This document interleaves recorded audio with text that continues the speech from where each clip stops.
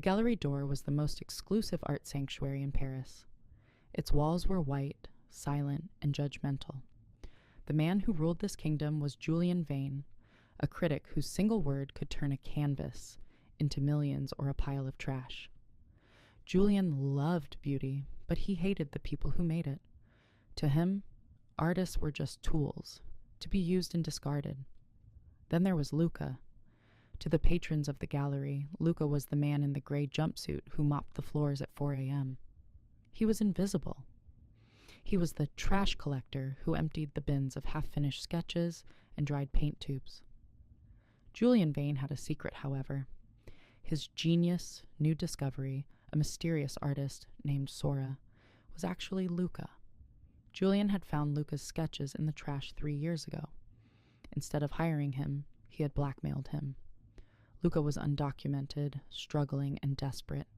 Julian promised him a legal path to stay in the country if he painted in secret in a basement studio, while Julian took all the credit and 99% of the profit. "Move, Luca, you're blocking the light," Julian snapped one morning, admiring a masterpiece Luca had finished the night before. "And try not to breathe so close to the canvas. Your existence is already polluting the air of this gallery." Luca bowed his head, holding his mop. "My apologies, Monsieur Vane. I was just admiring the shadows." Julian laughed, a cold, sharp sound. "Shadows are for people like you, Luca. Stay in them. That's where you belong." But Julian didn't realize that shadows are where the most dangerous things grow. For 3 years, Luca lived a double life. By day, he mopped the floors where his own genius was celebrated under another name. By night, he painted the Sora collection. But for the upcoming Grand Biennale, the biggest art event in a decade, Luca began to prepare his final masterpiece. He had discovered a unique pigment, a rare photosensitive chemical that looked like ordinary black oil paint, but reacted to high-intensity camera flashes. In the dark, it was invisible.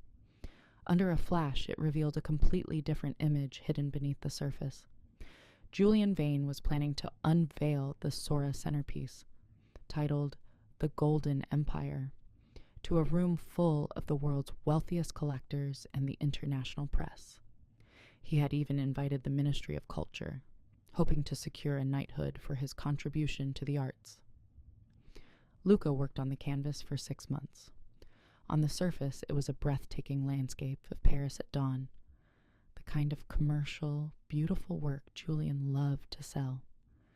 But hidden in the shadows of the buildings and the clouds was a second, darker narrative painted with a special pigment.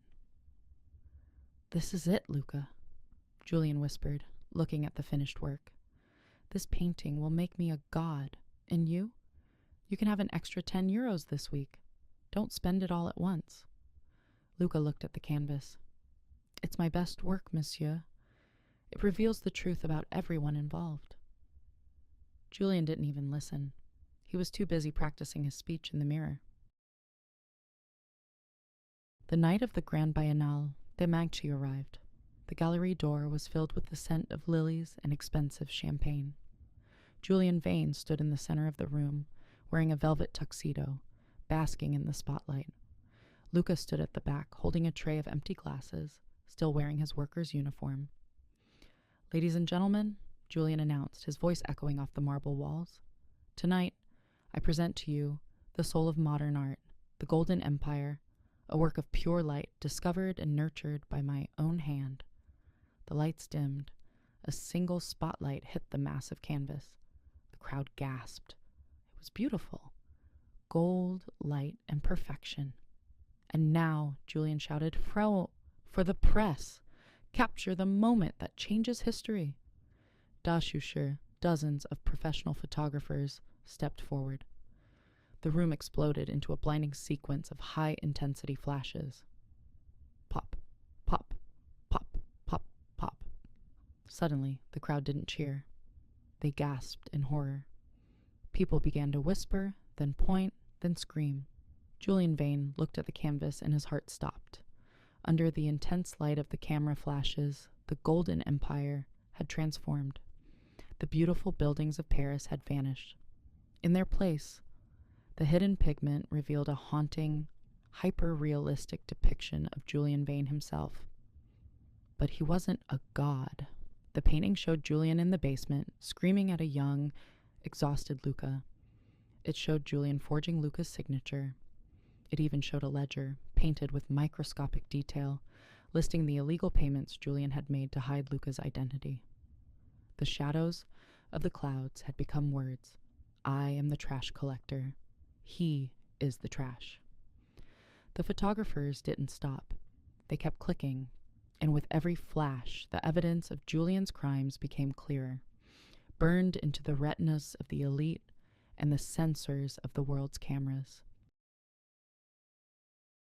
The scandal was a nuclear explosion in the art world. Within an hour, the Ministry of Culture withdrew the knighthood. Within a day, the police raided the Galerie. They found the secret basement studio, the forged documents, and the evidence of Julian's blackmail. Julian Vane was ruined. His reputation was gone, his assets were seized, and he was facing years in prison for fraud and human rights violations. 6 months later, the Galerie door had a new name, the Shadow Studio. It was no longer a place for critics to hide behind gold. It was a sanctuary for struggling artists, funded by the millions Luca had won in his lawsuit against Julian's estate. Luca stood in the center of the gallery. He wasn't wearing a jumpsuit. He was wearing a simple, clean linen shirt. He was no longer invisible. A knock came at the door. It was an old man looking for a job as a janitor. He was wearing a ragged velvet jacket, his face thin and broken. It was Julian Vane, out on bail, rejected by everyone he once knew. He didn't recognize Luca at first. I heard you were hiring cleaning staff, Julian muttered, looking at the floor. Luca looked at the man who had once tried to own his soul. He handed him a mop and a bucket. The floors are marble, Julian, Luca said calmly. They require a very specific touch. Don't pollute the air. And remember, the shadows always see everything. Luca turned and walked toward a new blank tuval. He wasn't painting for a critic anymore. He was painting for himself. And as the sun set over Paris, casting long, beautiful shadows across his studio, Luca realized that the greatest art wasn't what you put on a canvas. It was the life you built once you stopped letting others hold the brush. The gallery was his. The light was his. And the shadows? They were finally at peace.